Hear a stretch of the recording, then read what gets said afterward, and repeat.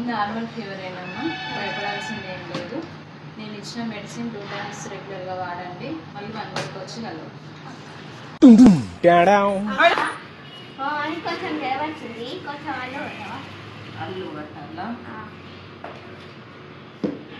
సరే అమ్మా, ఏమన్నా అనుమానం ఉన్నదా ఎవరి మీద? నన్న పేర్లు చెప్పు. రాజు అయితే ఇటు తిరుగు, మల్లు అయితే ఇటు